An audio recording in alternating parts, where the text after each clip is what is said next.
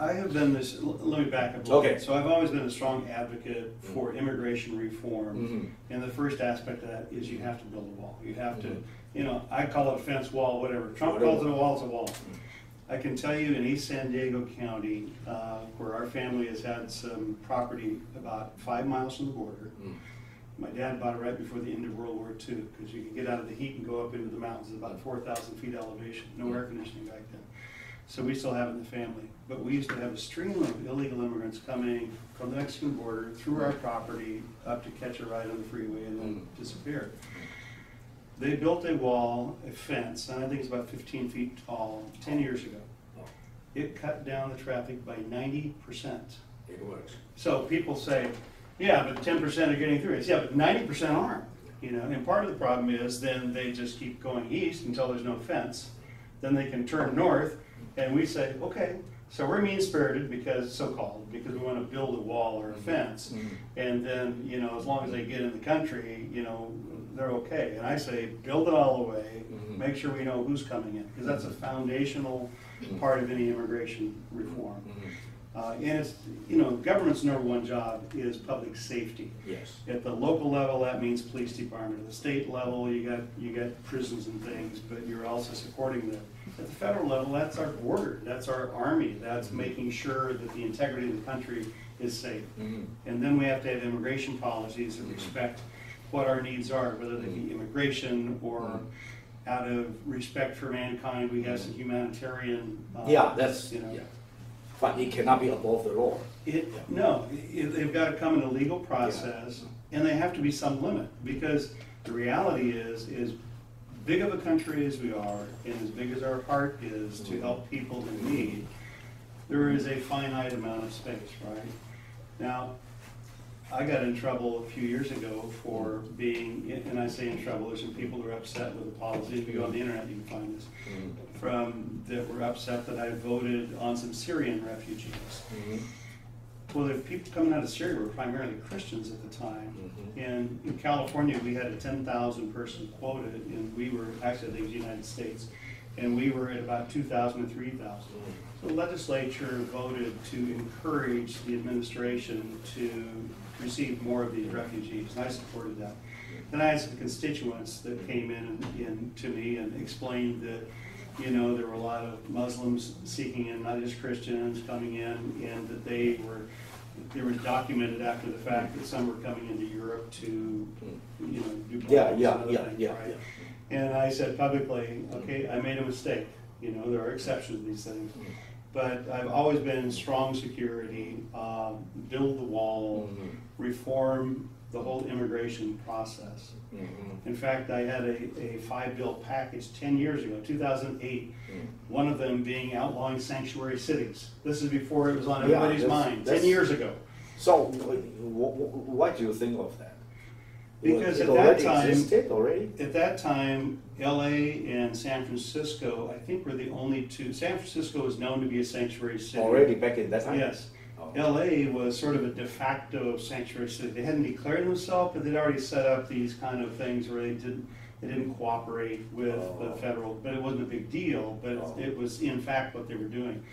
So I carried a bill that would outlaw that. I couldn't get it out of committee, but that doesn't mean the commitment wasn't there, right? It's just a Democrat-controlled legislature. I understand. So these things have been on my mind for a long time, and I think they're core not just to who we are as Republicans in California, but to who we are as a nation in our future. Okay, that's, I saw that, it's like you are far ahead, you know, that took care of the question. And that's part of the thing. I mean, I've been doing this battle at the state level for 12 years. I forget, I'm looking at this stuff and oh yeah, I forgot about that. I forgot, you know, you do the things you feel reflect your community, reflect your position, reflect who you are, what you're trying to accomplish. And DACA. So what do you think about Trump's DACA? I think Trump is right, that we have to find a way to take care of these kids. They had no decision-making ability. They were brought here, probably with their will, but it didn't really matter. They're minor kids. Most of them grow up here. without any knowledge of the language or culture of where they came from, and it would be a horrible thing to send them back. And in some cases, they have gone back and they just don't fit in. And then you end up with all the adolescent problems that we have here when we have adolescents that run around their parents who don't understand the culture and don't fit in. All of that. So I think we have to take care of them.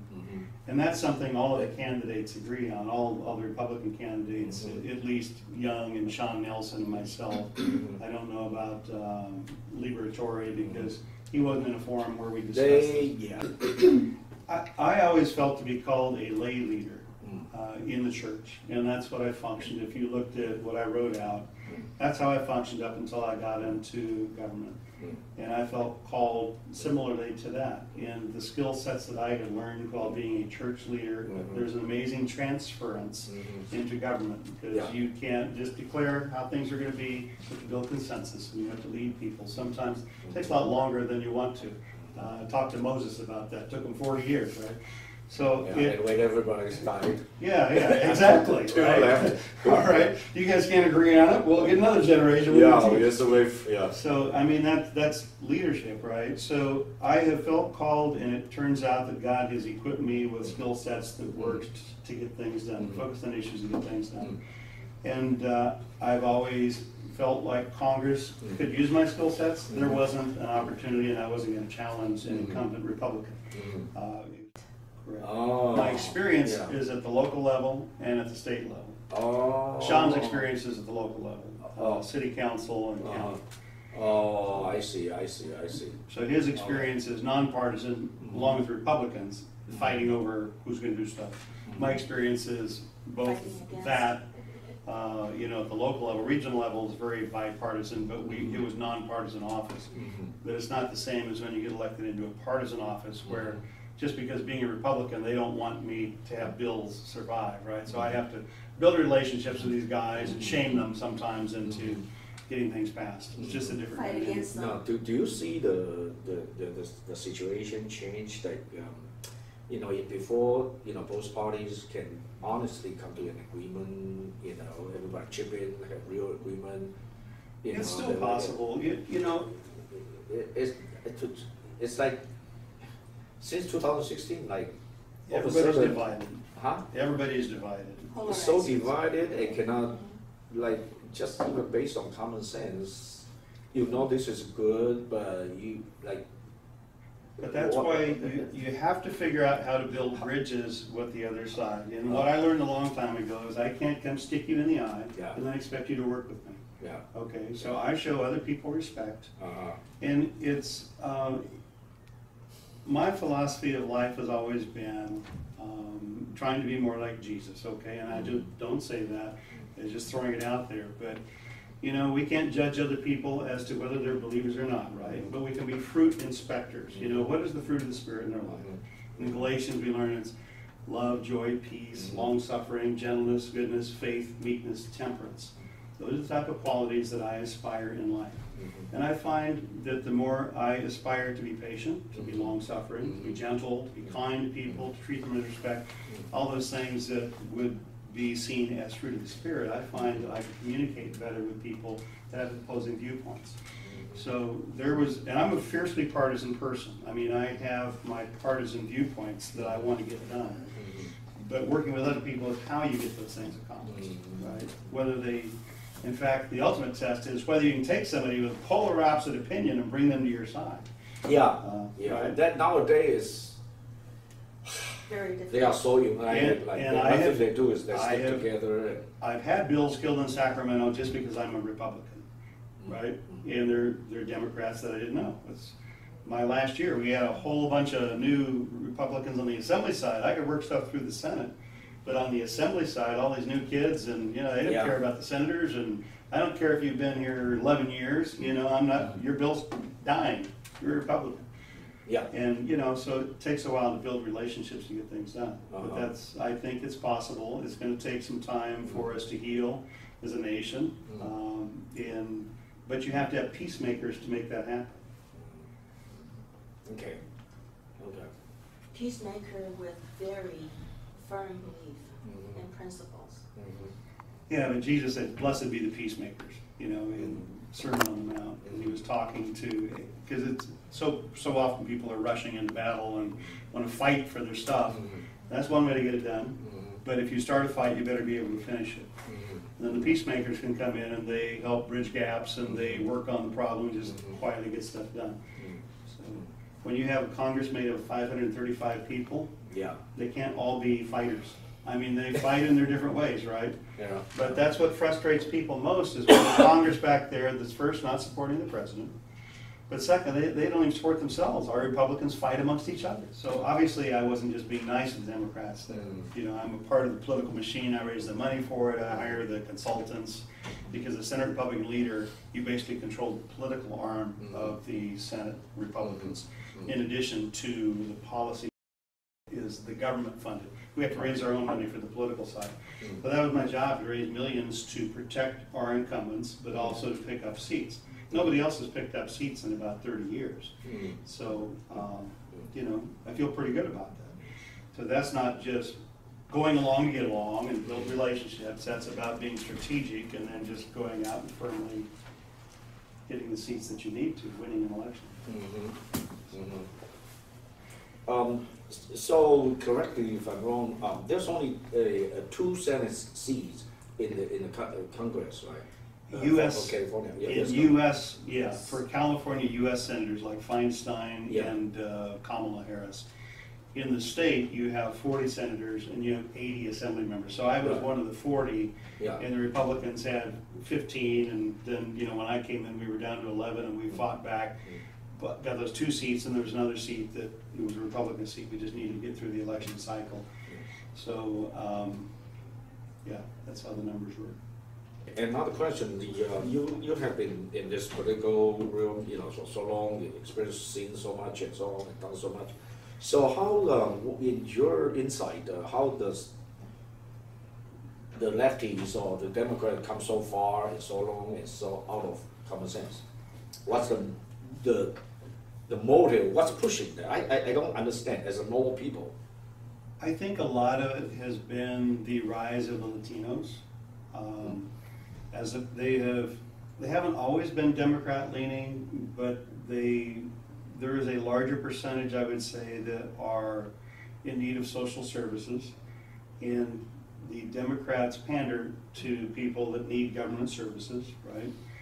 And so we had a generation that when Ronald Reagan gave amnesty as part of his immigration reform, he didn't get the wall. That was the problem.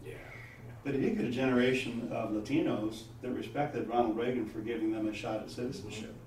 And so you run into older Latinos, they're still Republicans, and they appreciate Ronald Reagan doing that. But then you come forward at, you know, another 20 years from that time, and we had Prop 187, which I supported at the time, that would, I don't know if you remember, 187 would deny a lot of services to illegal immigrants. Education, welfare, there's a whole list of things. And you had Governor Pete Wilson. He didn't author that, but he got behind it for his re-election because it polled well and it did pass. So Wilson got elected, but now you have a generation of Latinos that didn't like Republicans, and they were the fastest growing demographic. So that has been a large part of what's driving it. And then particularly you get urban centers, and California has LA, San Francisco, San Diego. Urban centers tend to have more social services. The denser the population, the more you tend to just lean Democrat too. You get in the rural parts of the states, we're very Republican, and even Democrats are very conservative. But you get in the urban centers and they're very left-leaning. But what does it have to do, like protecting the criminals? I mean, it's bad for everybody, even the Hispanic. So I've never fully appreciated that. I don't understand that either. The best I can think of is they feel. I'm a very black and white person when it comes to law and order and public safety. If a law says don't do it, don't do it. Yeah. Right? And yet on the other side, they feel like laws are more subjective. And maybe it's a bad law. Maybe that's why the person. So the people in jail aren't really criminals. It was just a bad law that put them there, right? So they feel more the humanity of. That's why, like, okay. Like these guys never get a break. We just throw them in prison. They don't get an education. And if they're robbery, as long as no more than 950, let them go. If we would just help them out, they wouldn't have to steal. Well, that's a very nice thing about human nature, but it's not true, right? People are evil. We're told they're born with sin, right? And unless they have salvation, they generally don't change. Yeah, I mean, you deprive them of the will to work and to be self-independent and strive. And that's why I was in Netherlands just a month ago. They got one of the most beautiful countries. Everything is beautiful. Everything is okay, right? You have the right to die, comfortably, as long as you're poor. Like doctors say you have depression, okay, you can go and get the death pill and die comfortably and so on and whatever. But they ended up, the high suicide rate. That like, why you suicide? Like, this is heaven. Why you suicide in heaven? And because there's no. There's people. Yeah, there's no significance. There's nothing to work for, to fight for, to believe in, and so on, and strive for, and everything taken care of, and naturally it's just like deprived. And on assisted suicide in California, they had an attempt to do that back in 2005 or 2006, and I fought against it and voted against it then, and then it came back. I don't remember, 2014 or 15, but I was Senate Republican leader and led the fight against that unsuccessfully this time. The previous time, Fabian Nunez was the speaker in the assembly. I was in the assembly at the time.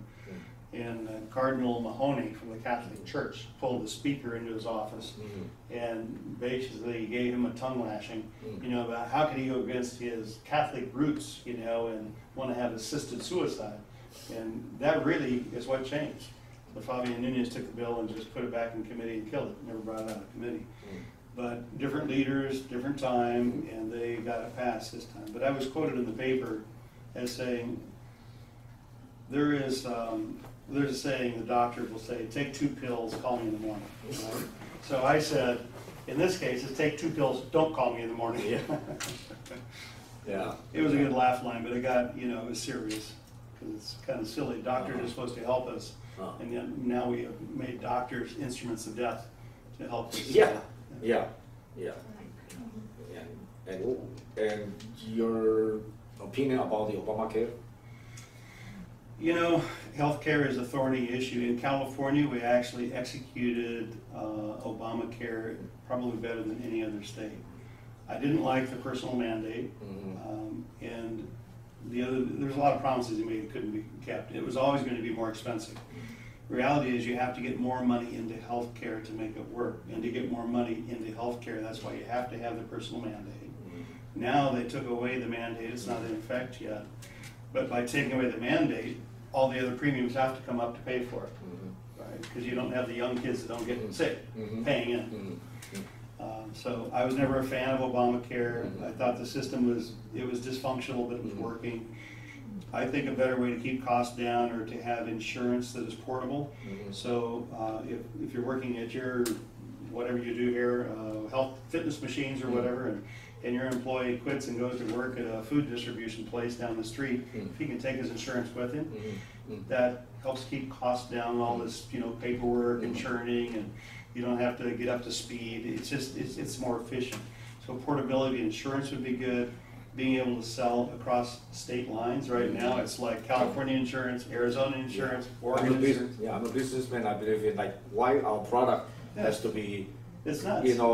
has to be good quality, good service, and good pricing. The value, so Part of the consumer problem with will buy Yeah. our products, and that's how. Otherwise everybody come out with junks. No Part of the competition. problem with Obamacare, You have no choice. You have to buy it. Obamacare didn't have enough competition.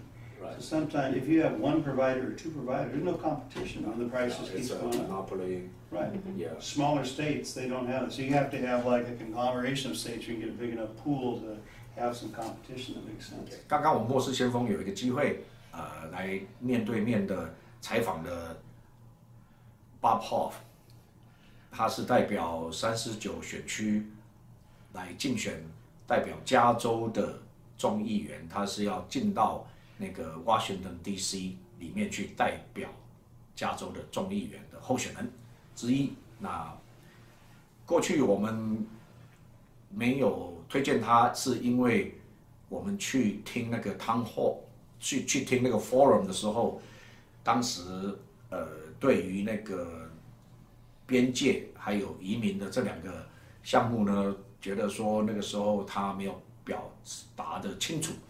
那可是这一次来这个 interview 里面，我们详详细细的问了他这些问题，而且他也提出实际的例证，比如说他在很早好多年以前，他就已经把这个反对 Sanctuary City 这个提案都已经提出来，他很早就看到这个问题。那个时候三藩市就已经开始是有这样子的状况 ，LA 也开始要跟进的时候，他就很早就提出来。还有另外关于那个这个边界这个问题呢，他也有澄清出来说，他是支持这个 secure 这个 border 建这个墙，因为他过去所住的地方就是在 San Diego 离那个墨西哥边界大概5英里的地方，然后他们有建了一段蛮长的一个墙在那里，那时候就已经存在，结果真的是那个就是非法偷渡者呢是就已经少了90%，只有10%的有过来，然后后来他们就是沿着那个墙的一直走，就是走到没有墙的地方，他们是从那里进加州。所以说这些实际的例证来讲，那我们觉得说过去他真的是有他的不只是用讲，就是说他也实际上在过去也做了，那所以我们也很乐意来推荐他。好，谢谢各位。